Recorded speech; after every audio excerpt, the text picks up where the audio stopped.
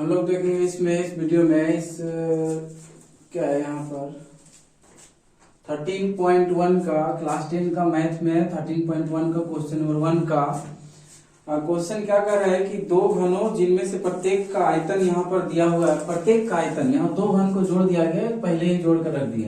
यहाँ पर बोल रहा है प्रत्येक घन का, दो घन को जोड़ दिया गया, एक घन का दिया हुआ आयतन। तो यहाँ लिखेंगे घन का आयतन बराबर 64 सेंटीमीटर क्यूब है।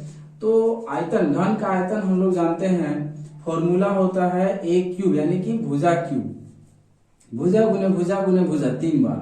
तो ये हो जाएगा 64। यहाँ से हम लोग लिख सकते हैं ए क्यूब बराबर 64 यानी कि 64 जो है 4 चौक 16, 16 चौक 64, 4 का क्यूब है 64। तो अब क्यूब क्यूब कट जाएगा तो ए बराबर 4 आ जाएगा और सेंटीमीटर में आएगा। तो यहाँ पर घन था, यहाँ पर इसका लंबाई चौड़ाई सभी 4 4 का रहेगा। अब कह रहा है कि ये दो घन इसी सेम का था तो दोनों घन को जोड़ दिया जाता है, एक किसी एक फलक से इसको जोड़ दिया जाता है। तब अब जो नया घन बना उसके बारे में पूछा जा रहा है। क्या कह रहा है कि मिलाकर एक ठोस बनाया जाता है, इसे प्राप्त घनाभ का पृष्ठीय क्षेत्रफल। तो घनाभ का पृष्ठीय क्षेत्रफल यहाँ पूछा गया है। अब अगर देखते हैं जो जोड़ने पर यहाँ से अगर इसको मिटा दे दिए पूरा क्या बन गया, घनाभ बन गया। इस तरह से अगर अब देखा जाए तो घनाभ बन गया।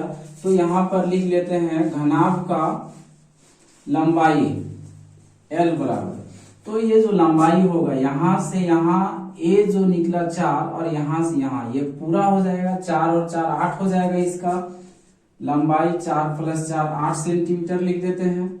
और इसका चौड़ाई जो होगा, ये चौड़ाई तो वही रह जाएगा 4 सेंटीमीटर, और इसका ऊंचाई जो होगा h वही सेम 4 सेंटीमीटर रह जाएगा जो घन का पहले से था। अब इसका निकालने बोला है पृष्ठीय क्षेत्रफल। तो यहाँ लिखेंगे घनाभ का पृष्ठीय क्षेत्रफल बराबर, तो पृष्ठीय क्षेत्रफल पूरे पार्ट का पृष्ठीय क्षेत्रफल है, चारों तरफ का बोला गया, ऊपर नीचे चारों तरफ का। तो यहाँ पर इसका फॉर्मूला बैठाएंगे जो घनाभ का कुल पृष्ठीय क्षेत्रफल होता है।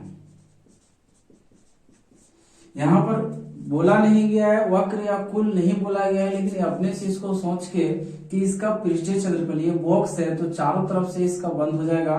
तो चारों तरफ का पृष्ठीय क्षेत्रफल निकालने के लिए हम लोग कुल निकालते हैं। लेकिन अगर जिस तरह से रूम होता है, रूम का अगर चारों दीवार का बोला जाएगा तो अब इस स्थिति में केवल वक्र निकलेगा। लेकिन रूम में अगर निकालना बोलेगा चारों दीवार के साथ साथ ऊपर छत और नीचे फ्लोर का भी, तब वहां पर कुल निकालना पड़ेगा। उसी तरह से यहाँ इसका पूरे निकालने बोल रहा है तो इसका कुल निकाल देंगे।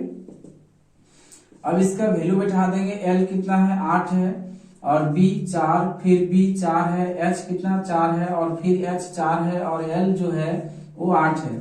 अब इसका जो आ जाएगा आंसर यहाँ पर, ये 8 चौके 32 + 4 चौके 16 और 8 चौके 32।